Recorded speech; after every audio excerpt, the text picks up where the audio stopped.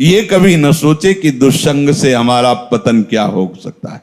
किसी का भी कभी भी सोचो, जो भगवान के दर्शन कर रही हैं और भगवान जिनके झुककर चरण छूते हैं और जो भगवान को ऐसे हृदय से लगा लेती है और माथा चूमती है, माता कैकेयी, उनको यद्यपि वो तो लीला परिकर है, दुष्संग का वहां आरोप नहीं कर सकते, क्योंकि प्रभु की लीला का संपादन करने के लिए वो पूरा परिकर है, चाहे वो मंथरा जी हो चाहे कैकेयी, ये सब बंदनी है। सोचो, एक बार प्रभु को जिन्होंने देख लिया उसको हम दुष्संग कैसे कह सकते हैं। और उन्हीं प्रभु को मंथरा जी भी तो देख रही है, पर वो लीला पात्र हैं, पर वहां दर्शन कराया जाता है कि दुष्संग कितना प्रबल है। सुना आपने महाराज दशरथ क्या कर रहे हैं? कल सुबह कौशल्या पुत्र राम को राज्याभिषेक, चक्रवर्ती सम्राट का युवराज पद, कैकेयी जी ने कहा। ये सुनकर के तो ऐसा लगता है कि आज तो जो मांगे मैं दे दूं तेरे को, मेरा राम राजा बनेगा, इससे बढ़कर और क्या बात हो सकती। अभी समझी नहीं आप? अगर भरत राजा बनते और ये बात तुम कहती तो समझ में आती मेरी। मंथरा ने, जब राम राजा बनेंगे तो दासी से ज्यादा तुम्हारी योग्यता नहीं रहेगी, क्योंकि कौशल्या उनकी मां है, वो महारानी के पद पर विराजमान होंगे। वो आपको पता है महाराज राम को कितना प्यार करते हैं, उन्हीं के संबंध से कौशल्या जी वैसे ही प्रधान हैं। मुझे तो लगता है कि भरत को जेल में रखा जाएगा और आपको दासी बना के रखा जाएगा। उनका घर फोरी, अगर जबान से एक भी शब्द निकला तो तेरी जबान काट देंगी। मोरे राम भरत दो आंखी, जैसे दाई और बाई आंख को भेद करके नहीं वर्णन किया जा सकता, ऐसे तुझे पता है राम और भरत मेरी दोनों आंखें, घर फोड़ी तेरी जबान काट लेंगे अगर बोली। चुप हो गए। फिर बोली, को नृप होए हमें कहानी, चेरी छोड़ी न होई बरानी। कोई भी राजा हो, मुझे क्या, वो तो मैं तुम्हारे हित की बात कहती हूं, मुझे तो दासी ही रहना है। पर ये तुम नहीं जान पा रहे हो, तुम बहुत भोली हो। उधर में जाके सब पता लगा के आए हूं, क्या षड्यंत्र रचा जा रहा है। ठीक है, तुम जबान काट लोगे, लेकिन मैं बोलने से नहीं रुकूंगी, जो हो रहा है मैं तुम्हें बताऊंगी। देखा, इतना प्यार, तो क्या बस बात मेरी मान लो, अगर टल गई ये बात तो फिर जीवन भर पछताओगे। सुबह राज्याभिषेक का समय है, कोप भवन में जाओ। महाराज ने वरदान देने की बात आपको कही थी, आप वरदान मांग लेना, मान लो मेरी बात। चढ़ने लगी बात और उठकर चली गई कोप भवन में। जब महाराज को पता चला, महाराज आए, तुम्हें कोप भवन में आने की क्या आवश्यकता थी? तुम तो केवल सूचना दे देती, क्या मांग है तुम्हारी? ऐसे बलवान थे महाराज दशरथ कि देवराज इंद्र सहायता के लिए बुलाते थे जब असुरों से संग्राम होता, और भगवान के पिता बनने का सौभाग्य मिला। सब बल ऐश्वर्य संपन्न महात्मा थे महाराज दशरथ जी,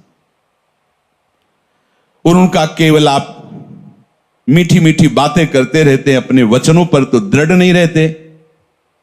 कैसी बात करो, रघुवंशी और अपने वचन पर दृढ़ ना होना। रघुवंशियों की आन बान शान है कि प्राण त्याग देते पर वचन नहीं त्यागते। क्या है उनका? आपने कहा था 2 वरदान, तो हंस दिए। उनका 2 क्या, 2 की जगह 4 मांग लो, क्या चाहिए तुम्हें? उनका सुना है सुबह राम का राज्याभिषेक होगा। हां, महामंगल, भगवान शिव की कृपा से ये अद्भुत सुख प्राप्त होने जा रहा है अयोध्यावासियों को, राम राजा बनेंगे।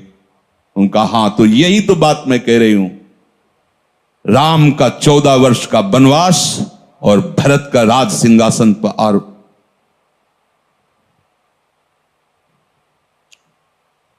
महाराज सोच भी नहीं सकते थे, ऐसी अवाक रह गए। ये क्या? बस यही तो हम कह रहे हैं ना, मीठी मीठी केवल बातें करते हो। दशरथ जी ने कैकेयी जी के चरणों में हाथ रखा, वर्णन आया है, और कहा मेरे प्राण मांग लो तो देने में मैं हिचकूंगा नहीं, लेकिन राम को वनवास ऐसा मत करो। सुबह होते ही मैं भरत को बुला करके राजगद्दी दूंगा, आप कहोगी तो मैं राम और कौशल्या के साथ एकदम एकांत हो जाऊंगा, पर मेरे राम को वनवास। बस हम यही तो कह रहे थे कि मीठी मीठी केवल बातें। आप एक तरह से मूर्छित हो गए महाराज। क्या हुआ देखो, कितना आनंद मंगल होने वाला था, कैसा कुशंग ने स्वयं कैकेयी जी को भी वैधव्य सहना पड़ा। और जो नेत्रों का परम लाभ है, 14 वर्ष तक उस लाभ से वंचित रहे प्रभु से।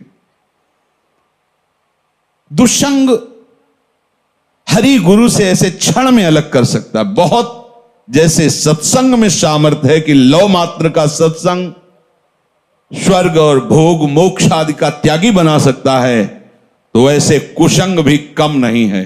अगर वो सही कुसंग मिल जाए तो परम पद से भी भ्रष्ट करने का वो मार्ग रच सकता है। इसलिए कह रहे कि दुस्संगः सर्वथैव त्याज्यः। किसे हम समझे कि दुस्संग होने जा रहा है, तो शास्त्र कहता है यद्य सद्भिः पथि पुनः शिष्णोदर कृतोद्यमैः आस्थितो रमते जंतुस्तमो विशति पूर्ववत् सत्यम शौचम दया मौनम बुद्धि श्रीर्यशः क्षमा समो दमो भगश्चेति यत्संगाद्याति संक्षयम् ते स्वशान्तेषु मूढ़ेषु खंडितात्म स्वसाधुषु संगम न कुर्यात् छोच्चेषु योषित क्रीड़ा मृगेषु च। जो केवल रसेंद्री के स्वाद में और जनेंद्री के भोग में है, उसका कभी भी संग नहीं करना चाहिए। शिष्णोदर कृत्योद्यमई, जिसका सारा का सारा उद्यम केवल 2 इंद्रियों के पोषण में है, अच्छा अच्छा खाने को मिले और भोगने को मिले, सबसे बड़ा कुसंग। ये भगवद वाणी। यद सदभी पथि पुनः, सतमार्ग में चल दिया है पर पुनः वो भ्रष्ट हो जाएगा। यद्य सदभी पथि पुनः शिष्णोदर कृतोद्यमई, जो केवल अच्छा अच्छा खाने को मिले और भोग भोगने को मिले जनेंद्री से, इतना ही उद्यम है। प्राय देख लो, इतना ही उद्यम है। खूब कमाओ और खाओ और भोगो, बस इतना ही जीवन है लोगों की। बच्चापन से लेकर और मृत्यु तक केवल इतनी ही चेष्टा है, खूब भोग संग्रह करो और उनको भोगो और मर के दुर्गति प्राप्त करो। शिष्णोदर कृतोद्यमई, जिनका उद्यम, जिनका प्रयास केवल 2 इंद्रियों के पोषण में है, ये खाया जाए, ये खाया जाए, ये पिया जाए, ऐसे भोग किया जाए, ये घोर कुसंग है भगवत प्राप्ति के मार्ग में। जो भगवत मार्ग में आगे बढ़ना चाहता है, संगम त्यजेत मिथुन व्रतिनाम मुमुक्षुः सर्वात्मनान विसृजेत बहिरिंद्रियाणि एकश्चरण रहश्चित्तमनंतैः से युंजीत तद्वृत्तिषु साधुश्चेत प्रसंगः। महाराज शौभरी जी अपना अनुभव करके कहते हैं कि यदि भगवत प्राप्ति करनी है तो ऐ मुमुक्षु, कभी मैथुन धर्म से युक्त प्राणियों का संग न करना, क्योंकि मछली के मैथुन को देख करके इनका मार्ग रुक गया और अपने मार्ग से भ्रष्ट हो गए। 50 ब्याह मानधाता की राजकुमारियों से किया। तब लिख संगम त्यजेत मिथुन व्रतिनाम मुमुक्षु, जिसका ये व्रत बन गया है कि मैं जीवन मुक्त होकर भगवान के चरणों की आराधना करूंगा, उसको कभी मैथुन धर्म से युक्त प्राणियों का संग नहीं करना चाहिए। स्पष्ट आदेश है। संगम त्यजेत मिथुन व्रतिना मुमुक्षु सर्वात्मनान विसजेत बहिरिंद्रियाणी। अपनी इंद्रियों को बहिर्मुख मत होने दो, अंदर ही अंदर भगवत चिंतन परायण रहो। शिष्णोदर कृत्योद्यम ही जो हैं उनसे दूर रहो, जिनका उद्यम केवल रसेंद्रिय और जनेन्द्रिय के पुष्ट करने में है, ऐसे कुसंग का त्याग करो। जो नीच पुरुषों का संग कर लेता है, बड़ा रंग चढ़ता है, अजामिल सात्विक भाव वाला है, उत्तम कुल से है और अपने धर्म का आचरण करने वाला है, और आज भी वो यज्ञ के लिए ही समिधा लेने जा रहा है, लेकिन वहां वन में एक वैश्या के साथ एक धनी शूद्र बड़ी ही मलिनता पूर्वक आचरण करता दिखाई दिया। बस उस हाव भाव और उस चेष्टा को देख करके ये धर्म का त्याग करके और उसी वैश्या में ऐसे आसक्त हुए, केवल भगवान नारायण नाम के प्रभाव से बच गए, नहीं तो ऐसी दुर्गति होती। यम के दूत तो आए ही थे लेने, पुत्र के बहाने से नारायण निकल गया, बात बन गई। एक दृश्य ने अजामिल को, धर्म से युक्त निष्ठा वाले को परास्त करके घोर निंदनीय विषयों में फंसा दिया। एक दृश्य ने, मछली की मैथुन क्रीड़ा ने महाराज सौभरी को फंसा दिया। ऐसा न समझे कि आप के ऊपर कुसंग का प्रभाव नहीं पड़ेगा। हम देखते हैं एक चेष्टा ने वेश, मंत्र, मर्यादा सबका त्याग करवा दिया। कुसंग बहुत जोरदार है। अगर सत्संग जोरदार है तो कुसंग भी जोरदार है। अगर देवताओं में दैवी शक्ति है तो आसुरों में राक्षसी शक्ति है। खदेड़ देते, कभी कभी स्वर्ग से खदेड़ देते देवताओं को, भगवान आकर रक्षा करते हैं। ऐसे ही खदेड़ देता है दुस्संग कभी कभी सत्संगियों को, दौड़ा देता, भगा देता है। बहुत बड़ा बल है। ये दुष्ट जन ऐसी प्रेरणा देते हैं। इनके संग से ध्यान दीजिए, सत्यम शौचम दया मौनम बुद्धि श्री धीर यशा क्षमा समो दमो भगश्चेति यत् संगाद्याति संक्षयम।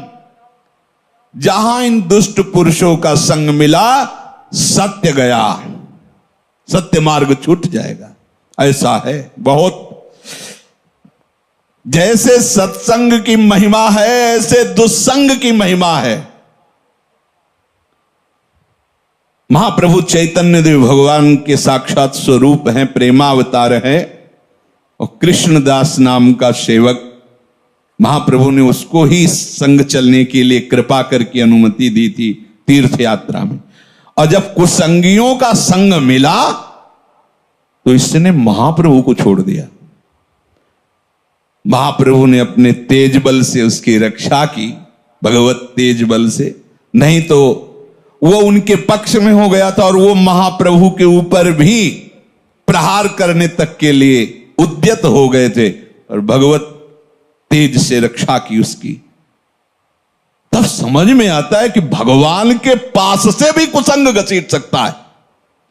अगर कुसंगियों की बातें सुनी जाए, कुसंगियों की बात का अगर श्रवणेन्द्रिय के द्वारा हृदय में पहुंचने का अवसर मिल जाए, तो भगवान के पास से भी दूर कर सकता है। देख लो, महाप्रभु में और प्रभु में कोई अंतर नहीं, प्रभु से बढ़कर महाप्रभु हैं।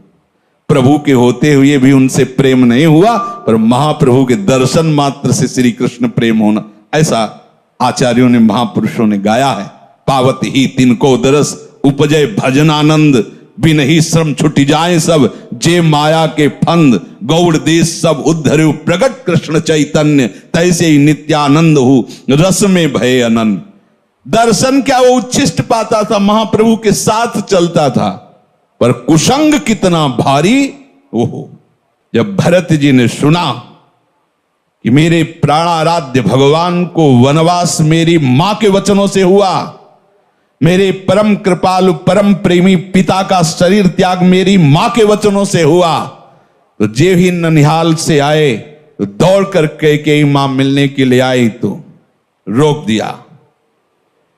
और शब्द जो बोला वो बहुत ही कठोर बोला, पापिनी आज के बाद तेरा कभी भरत मुख नहीं देखेगा। 14 वर्ष व्यतीत होने के बाद जब प्रभु पधारे तो सबसे पहले कैकेयी मां के पास गए।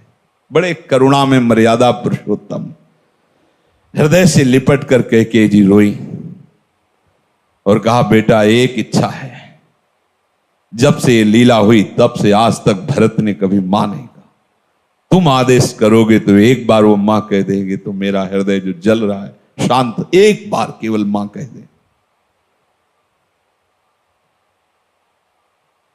प्रभु कुछ बोल नहीं पाए, विचार किया। भरत जैसे महाभागवत एक बार जो निश्चय कर ले उसे टाला नहीं जा सकता, और भरत मेरी आज्ञा को नहीं टाल सकता। अब ऐसी परिस्थिति में निश्चित वो प्राण त्याग देगा।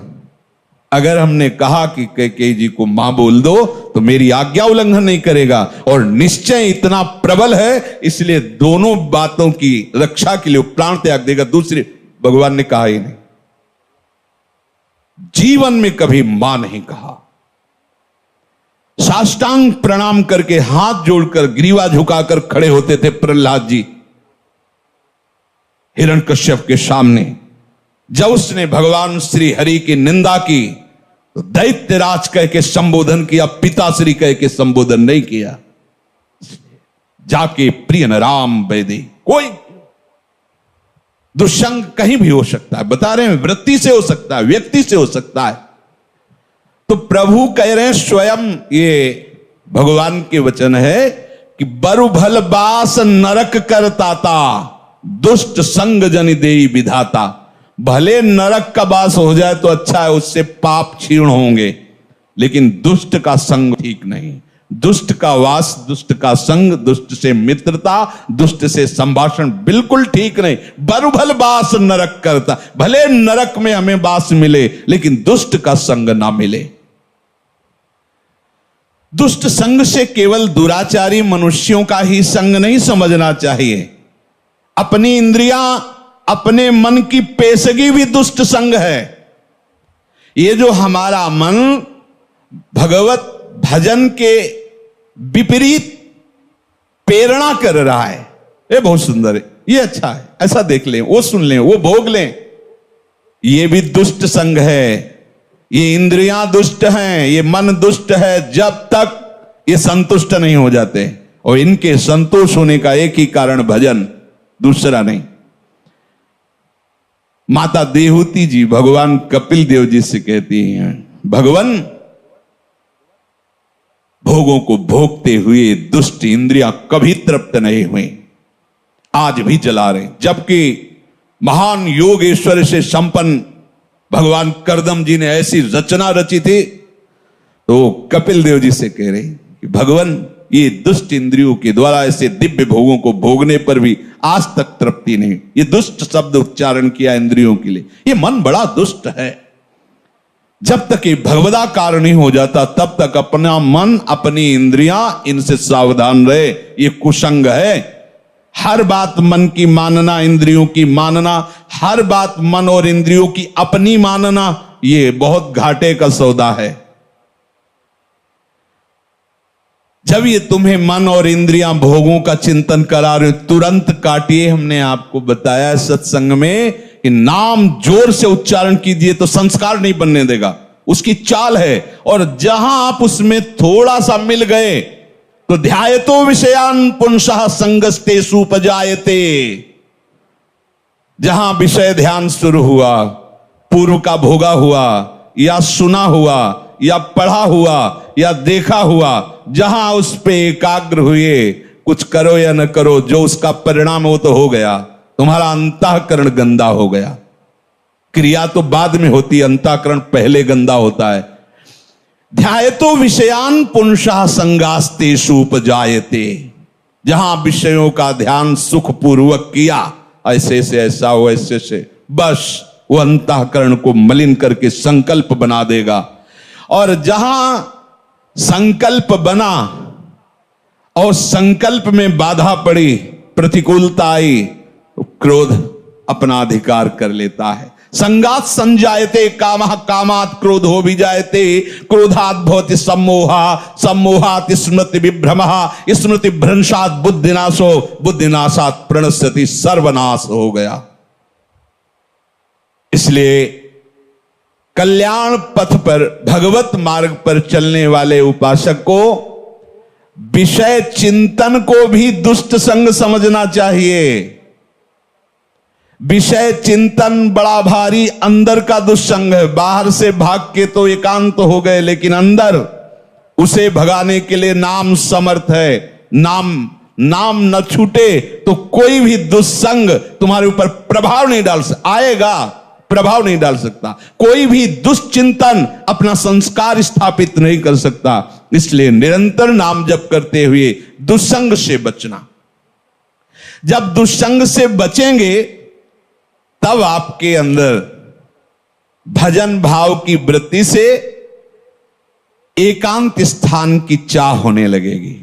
कोई मुझसे मिले ना, कोई बात ना करे, बस चुपचाप निरंतर नाम चल रहा है, वाणी चल रही है। स्वाध्याय अत्यंत आवश्यक है। अगर आप थोड़ा भी हिंदी पढ़ लेते हो तो आपको स्वाध्याय जरूर करना चाहिए। आस्तिकता की आधारशिलाएं, साधक में साधुता, प्रेम दर्शन, श्रीमद् भागवत, श्रीमद् भगवत गीता जी। बिल्कुल संप्रदायवाद की बात मत करो, सीधे जैसा कहें वैसा चलो।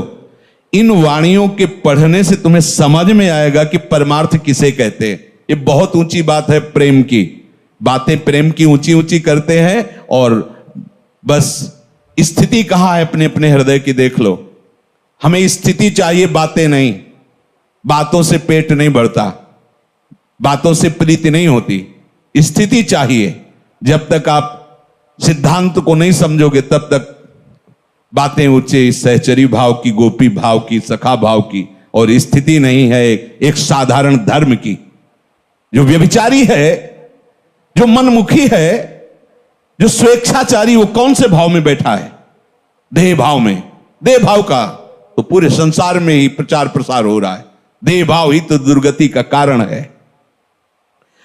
अब उसके उपासक के हृदय में जो दुस्संग से सर्वथा बच रहा है, भीतर और बाहर से, तो विविक्त स्थानम सेवते। जैसे आप यहां बैठे हो, आप एकांत में हो, एक के सिवा कोई चर्चा नहीं, एक के सिवा कोई गान नहीं, एक के सिवा कोई सेवा नहीं, एक के सिवा कोई वार्ता नहीं, उसे एकांत कहते हैं। एकांत का मतलब किसी कमरे में या गुफा में बैठ जाना नहीं। अगर वहां है और दुस्संग निवृत्ति का तुमने उपाय नहीं जाना तो वही दुस्संग हो जाएगा। अंदर से ही दुस्संग अकेला बैठे बैठे अपने आप को फंसा देगा। और इतनी सभा बैठी, इस समय सब कहां हो? केवल सत्य में हो। सत्य ही वो एक है और उसी एक में स्थित रहना एकांत कहते हैं। एक के बाद और कोई स्मृति ना ना, उसे एकांत कहते हैं। और एक ही वो परमात्मा है। एको हम बहुश्यामा, वही बहुत रूपों में, यही जान जाना, संसार से मुक्त हो जाना है। तो यो विविक्त स्थानम सेवते, उसके हृदय में एकांत स्थान के सेवन का भाव आता है। एकांत स्थान से सीधे हम बहिर्मुख हैं तो बाहर बात चली जाती है, कहीं किसी नदी के किनारे, कहीं किसी जंगल में, कहीं किसी गुफा में। नहीं, उसका अब एक प्रभु के सिवा और कोई चिंतन न हो, ऐसा भाव आता है। इसके लिए हमें दुष्संग से बचना है, पर दुष्संग से बचने के लिए सत्संग अनिवार्य है। अगर सत्संग नहीं तो दुष्संग की पहचान ही नहीं हो पाएगी, दुष्संग से बचाव की कला ही नहीं आएगी। तो कहते हैं यो लोक बंध मुन्मूलयति, जिसने लौकिक रिश्तों को बिल्कुल तोड़ दिया है। बहुत खतरनाक ये संबंध है, लौकिक संबंध। यो लोक बंध मुन्मूलयति। एक सन्यासी जी वाराणसी में हमें मिले थे। उनका परिवार एक गांव है कानपुर जिले में, वहां से बहुत पहले जैसे सुना जाता है कि परिवार वाले आए तो संत भाग गए, वो नहीं मिले, दूर रहे। क्या है, ज्ञानी हो, महात्मा हो, क्या मिलना चाहिए। पर यह बात जो महापुरुषों के जीवन से में समझ में आती है कि चाहे जितना हम दूर रहें उनसे, पर मायाकृत संबंध का ऐसा संस्कार बैठ जाता है कि ये हमारे भाई हैं, ये दिमाग में रहता है। भले वो शिष्य बन जाएं, पर गुरु भाव गौड़ होगा, मुख्य भाव होगा कि मेरा छोटा भाई या बड़ा भाई है, मेरे ताऊ हैं या काका हैं या चाचा है या जीजा, जो भी लौकिक संबंध। वो प्रयाग में घाटों में मिलते थे, विश्वनाथ जी का प्रसाद दिया करते थे। स्वामी जी बहुत चिंतित दिखाई देते थे। दिन पूछा, स्वामी जी आपकी चिंता का कारण क्या है? उनका बहुत बड़ी गलती हो गई है, मैं उसी गलती से जल रहा हूं। तो क्या गलती हो गई आपसे? ऐसा क्या अपराध है जो आप सन्यासी दंडी महात्मा? तो उनका क्या है कि जब से हम सन्यासी बने 25 वर्ष हो गए, छोटा भाई मिलने आया करता था, तो हमें कुछ ना कुछ दक्षिणा मिलती थी, तो उसे एकत्रित किए थे। तो उस समय उन्होंने कहा 90,000 रुपये हमारे पास थे। उसने आके रो के कहा कि बेटी का ब्याह है और मुझे दे दीजिए, तो कुछ व्यवस्था करा दीजिए। तो हमें लगा कि कन्या का ब्याह, कोई बात नहीं, दे दिया। ब्याह हुआ, दूल्हा मर गया ब्याह के बाद ही। अब जब हम अपने बड़े जनों से बात की तो उनका तुम्हारे द्वारा एक कृत्य जो हुआ बहुत गलत हुआ। विरक्त का जो पैसा होता है वो जहर होता है, वो गृहस्थ का नाश करने वाला होता है। तुमने ऐसा कैसे कर दिया? ये तुम्हारे पैसे का प्रभाव है किसकी? बोले तब से मैं जल रहा हूं, अब इसका क्या उपाय हो सकता है? मेरे द्वारा बहुत बड़ी गलती हो गई। ये जो लोक संबंध है ये बड़ी ऊंचाई से घसीट लेता है। भजन के लिए कोई भी भजन करो। पुराने गंगा किनारे आश्रमों में जो संत जन रहते थे, हमने देखा कि उनके जब घर के लोग मिलने के लिए आते तो ऐसे बाहर आकर के बुरगुज होते हैं ना, गंगा के किनारे से घाट के जो ऐसे चबूतरा, उनमें बैठ जाते ऐसे और कहते कि देखो भाई, हमारे यहाँ कुटिया का गुड़ भी मत खाना, क्योंकि गांव में गुड़ ही आदि ही रहता। गुड़ भी मत खाना, जो लाए हो पाना हो, गंगा जल पीना, चले जाना। यहां आश्रम का एक भी वस्तु स्वीकार मत करना, तभी तुम्हारा मंगल होगा।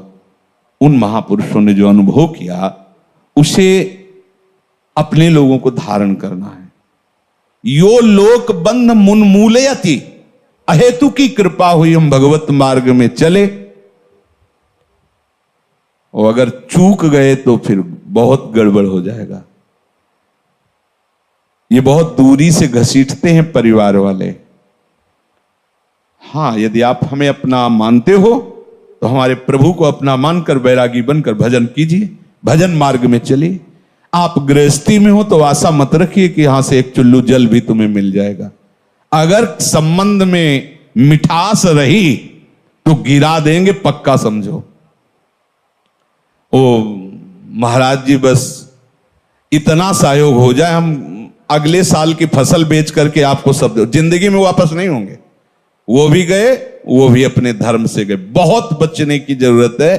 कहीं ना कहीं हमारे अंदर ये रहता है कि ये मेरे भाई हैं, कहीं ना कहीं रहता है हमारे पिता हैं, ये हमारी माता है। और जब वो अपनी गाथा गाएंगे आके, तो कहीं ना कहीं जो मोह का प्रभाव सत्संग से दबा था वो प्रकट हो जाएगा। और ये सब बराबर क्षमता रखते हैं, काम क्रोध लोभ मोह मद मत्सर, कोई भी घसीट कर तुम्हें वहीं पहुंचा सकता है। इसीलिए यहां आदेश कर रहे हैं, यो लोक बंध मुन्मूलयत, जड़ से उखाड़ दो, संबंध ही नहीं। जैसे औरों को देखने से हमें उतना, प्रभु की बड़ी कृपा, वृंदावन धाम आए, राधा नाम जपो, उतना। अगर ये कि ये मेरे, और विशेष तो भगवत संबंधी होना चाहिए। नाते नेह राम के मनियत, सुहृद सुसेव्य जहां लो। अगर शरीर संबंध विशेष है तो अभी तुम शरीराभिमानी हो, विशेष तुम्हारे लिए वही हो गया। अगर भगवत भाव में हो तो भगवत भक्त विशेष होगा, ना कि शरीर संबंध विशेष होगा। ये अंदर देखने की बातें हैं, बाहर की नहीं। जो लौकिक समस्त बंधनों को जड़ से उखाड़ के फेंक देता है। इसमें लिखा है मुन्मूलयति, जड़ से उखाड़ फेंकना, कोई संबंध नहीं। ये शास्त्र हमें मुक्त करने के लिए कृपा करके वर्णन करता है। वही गुरु शासन कृपा करके होता है। आप ऐसे बात नहीं करोगे, आप ऐसे, अगर मिलना है तो आप हमसे पहले अनुमति लीजिए और कई मिनट मिलेंगे और यहां मिलिए, यही बात। इसका मतलब क्या है? तुम कोई बहुत बड़ी उनके लिए सुख वाली वस्तु थोड़ी हो कि तुम चले जाओगे तो उनका सुख चला जाएगा।